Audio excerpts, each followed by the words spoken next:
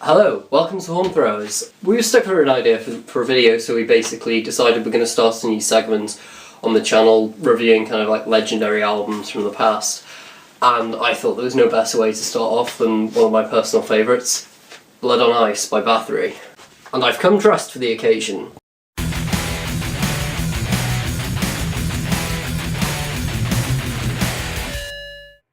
Bathory began as a Swedish black metal band that kind of really kick-started that entire genre, but it was really, for me, in their kind of like Viking and folk era that they began to shine, and this was kind of his original attempt at sort of forging a great sort of Viking concept album, but he didn't release it until many years later because he felt that it would be ill-received by their fans. This album kind of follows the vein of the ancient Norse sagas, where he was trying to, in music and verse, depict an epic story. It follows the story of a young boy whose village and family is massacred by a mysterious entity that rides into his village in the opening track, Blood on Ice, and all the way up until the final track, Revenge of Blood on Ice. It just tracks his story through the wilderness and all the adventures he has meeting gods and other strange creatures along his way to finally avenging his family. Anyway, we'll jump right in. So, as I said, the first track, Blood on Ice, is this really epic intro to the album with choral parts, and just really it's kind of something that needs to be heard to appreciate. Next we have A Man of Iron, which is the story of him wandering through the wilderness as a child. I mean, you can actually hear in the background of the track like the sound of like snow being crunched like by feet, which is quite cool. At the end of this track it leads into the song One-Eyed Old Man, which is where he stumbles across the god Odin, who decides to adopt him and train him as one of his own, as one of the Norse gods, in which it has a fantastic voiceover by, I don't know the actor, but he really kind of captures the gravitas needed for a god. Then we come to The Sword, which is another sort of epic Viking song with that kind of feel to it, where he is bestowed upon Thyrfing, the sword of the gods, in ancient Norse mythology. Following this, he's also gifted the horse. You're going to have to help me with this one, Brabin. You know the name? The eight-legged horse. The eight-legged. Yeah. Sleipnir or what else? Slipping, yeah. Yeah. Sleipnir. Odin's eight-legged horse. He's gifted that to ride into battle. Then comes my favourite track on the album, where he's camped down for the night, and this really mournful ballad takes place where he discovers the creature, the wood woman, who is a kind of decrepit witch that practices sort of forbidden magics.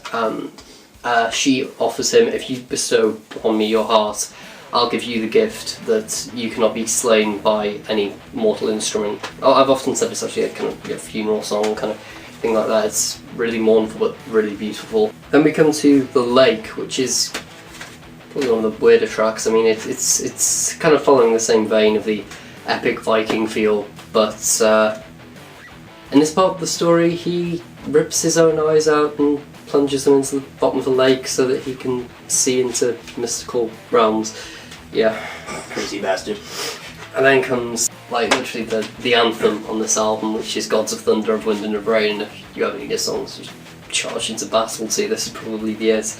With pounding drum fills and just one of the catchiest choruses on this album, which is in the story as terms is him just riding into the abyss, going into sort of actually claim his vengeance, and it's really dramatic and it really feels it. Second to last track, the penultimate track, which is The Ravens, which is a very short acoustic part where it's just Hurin and Mjorn, who were the Odin's two ravens, are flying overhead and having to see for him in the mortal realms because obviously he was a dick and ripped his own eyes out. It's beautiful, but some Norse mythology is a bit weird. Finally, we have The Revenge of Blood on Ice, which repeats many passages from the first song on this album, and just really it's a perfect climax to this album.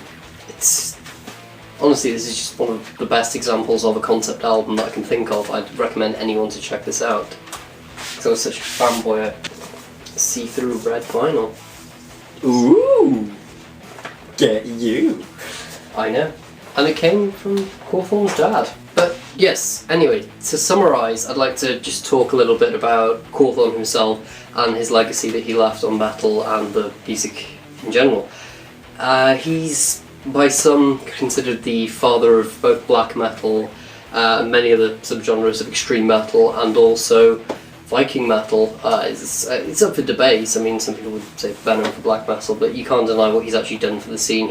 Well, black metal. Well, Venom kind of gave the name black metal, but they didn't. They kind of more inspired the extreme version of thrash, really, didn't they? Yeah, but in fairness, I'd say Bathory gave black metal its sound, like the raw, kind of garage quality of the recording to the shrieking vocals, which kind of may have actually been the first growls, kind of guttural vocals used in metal, and following that, he just kind of left extreme metal behind and went kind of on this ever-progressing tangent leading more to folk music, and eventually finished on the Nordland album shortly before his death, which they were his finest, well, some of his finest in my opinion, and it's a shame because I found out that he had plans to release 2 more Nordland albums before his death, which kind of sucks, but I just really think that, it's up to fans to keep this man's memory alive. But what better way to, just sign off this video, because I was saving it for an occasion, but I may as well just open this bottle of mead and have a little toast to Quorthon. You get to see Braben's first reaction to ever trying mead. I've tried mead before, but it was like tasteless. Oh, the shit that Fluffy brewed wasn't really mead. Yeah. It's chilled, so it should be quite nice. That's quite nice. It's just basically honey wine. It's quite nice. So Quorthon.